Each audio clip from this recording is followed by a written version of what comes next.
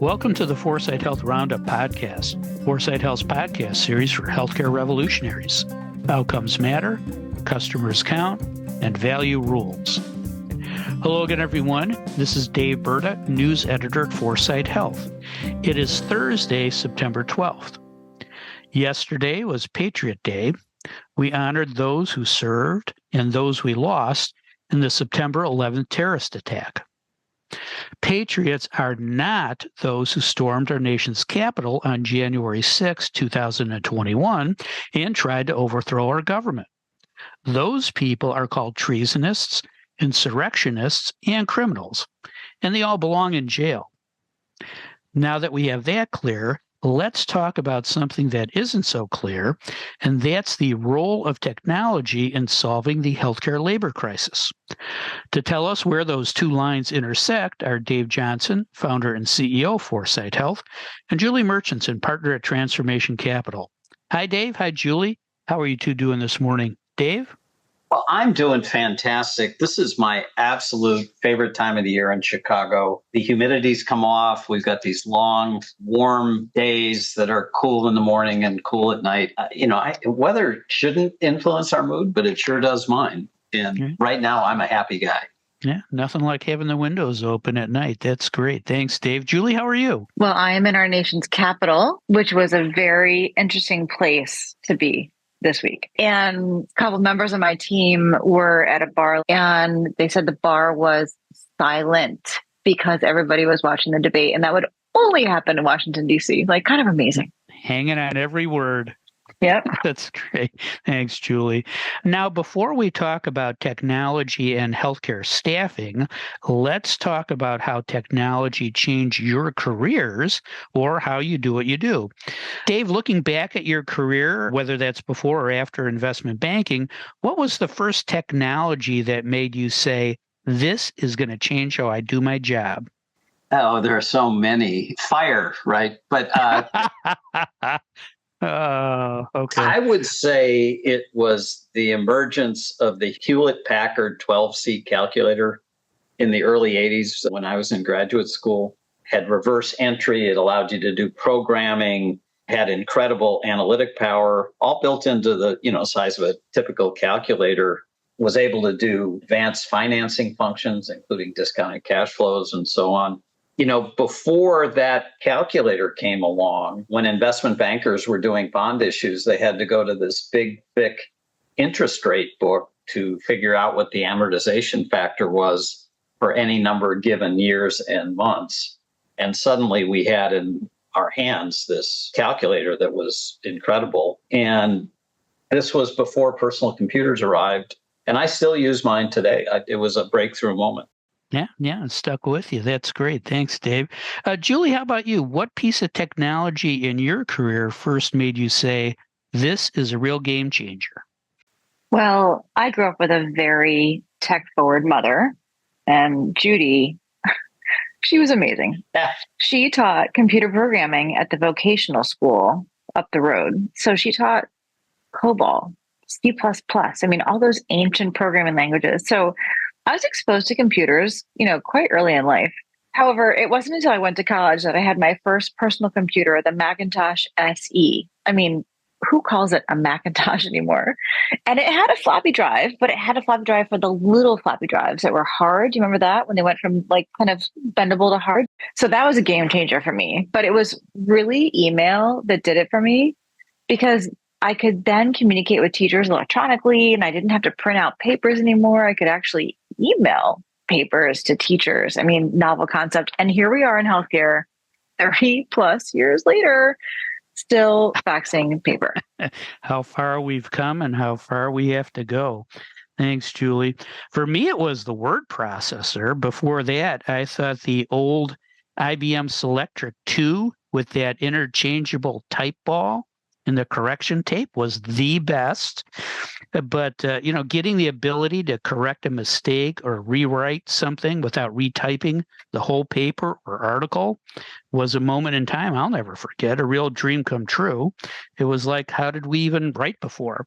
The question is technology a dream come true for healthcare workers? And there's your transition.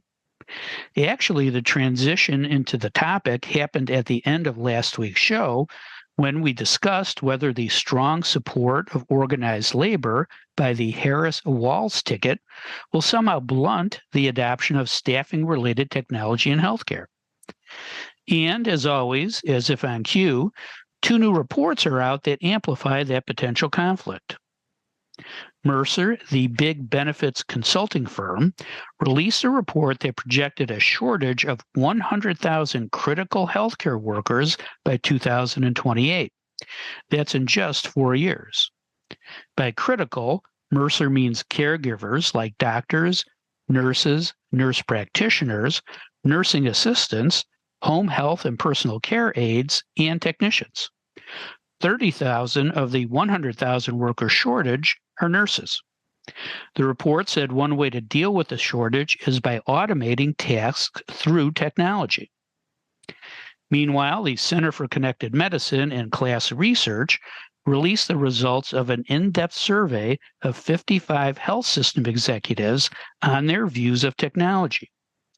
The big news was that 85% of the execs cited artificial intelligence as the most exciting emerging technology for healthcare. A distant second were remote patient monitoring and coding in medical records. More interesting was the ranking of healthcare problems that could best be solved with technology. At the top of the list was patient care. At the bottom, staffing. So on one hand, you have a staffing shortage that could be alleviated by automation, but on the other, you have execs who think that technology isn't the answer. Dave, what am I missing? What's the disconnect here? And what would you do from a policy perspective to connect it? Well, ignorance is not a defense when you commit a crime, when you break the law. Strategic ignorance shouldn't be a defense for failing to adapt to obvious macro and market forces. But as it pertains to labor, what does all of this advancing Gen AI portend as the machines get up to and ultimately exceed human beings in the ability to think and create? Well, guess what? They're coming after people that perform non-routine cognitive functions, which is basically probably 80% of all white-collar jobs. And healthcare, more than any other industry, is a target for this type of machine-led efficiency and productivity improvement. And so the healthcare administrators need to get off that mountain, avoid the avalanche, and start thinking about the ways in which they can relieve the day-to-day burdens, the administrative burdens of their clinical staffs, so that they can then turn their attention with full enthusiasm to working with patients, helping understand and solve their particular health and healthcare problems, and stop trying to think about how do we incrementally improve on the existing models, which are for the most part, failing fairly catastrophically. Our current approaches to healthcare staffing clearly aren't working. More of the same approach will guarantee more of the same dismal results.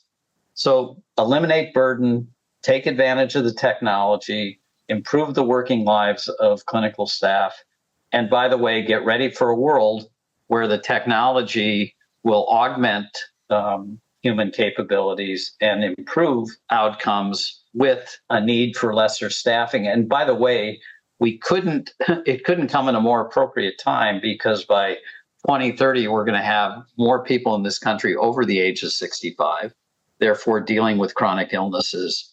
And we're going to have more people over the age of 65 than children under the age of 18. And when you start to think about that shrinking worker retiree ratio and the labor challenges that will bring into the system, we're already experiencing the first waves of this, and the fact that there won't be as many workers to help fund the costs. We have to come up with better ways of caring for, treating people, and getting much more productivity out of the workers that are in the field. Right. Yeah. Technology as magic pill, not poison pill. I get it. Thanks, Dave. Julie, any questions for Dave? Well, Dave, I'm curious how you think about doctors specifically and how technology will affect them. Oh, I hope they're ready, Julie. I hope they're ready. They should be afraid, very afraid. When we think about how we select and train doctors, we're basically looking for people with great memories that are very good at pattern recognition so that they can do accurate diagnosis. And honestly, the machines, if they can't already, will very soon be able to do a better job of diagnosis than the best doctor with the most experience in a particular specialty. So when you take pattern recognition out of what we ask doctors to do, which is, as high as 80 to 90% of what doctors do, diagnose, then suddenly we've got a major challenge on our hand for how do we reacculturate these people into a system where they can work with the machines and let the machines do what the machines do well, which is pattern recognition without bias, early diagnosis, and then allow the profession to evolve again, where caregivers and particularly doctors can be less of the captain of the ship and more part of a cohesive team that collectively works to improve the health and the healthcare of people within their circle of influence, and doing it earlier. Yeah, we're going to need some effective change management programs in the future if it comes true as you've described, Dave. Thanks. Julie, did I create a straw man with these two reports just to beat it down? What's the disconnect here, and what would you do from a market innovation perspective to connect it? Well, I guess I read the report on technology a little bit differently. While staffing may be 10th on the list, the question is what's really meant by staffing? Like, I could interpret that as technology to manage resource pools or human resources in general, or training systems, all sorts of things. But instead, I think what we're really talking about is whether there are innovations to improve clinician efficiency and effectiveness. And that's largely what numbers 1 through 9 are. And of course, number 4 being provider burnout, big bucket. And here's what I'm hearing from health systems out there across the country. 2 things I'm hearing. And these 2 things would tell me that their priorities are not entirely aligned with how technology can actually help deal with these staffing shortages and surpluses, which of course, there's a lot of logical explanations as to what one could do. But, the first priority that's out of whack is that a lot of systems are still prioritizing technologies that can help generate revenue. And if they're not generating revenue, they want to automate the back office. And typically, neither of these 2 things really touch the frontline clinician, and help with provider burnout could help create leverage around where there are shortages, et cetera. So that, got to get past those priorities. Number 2 issue, there are some systems, I would argue probably a lot more than I even hear this from, that are still dealing with the basics of making some of these clinician enabling technologies actually work in their 4 walls. Many, for example, have to upgrade fiber. And literally like other foundational technology components within their super old 4 walls just to make technology work.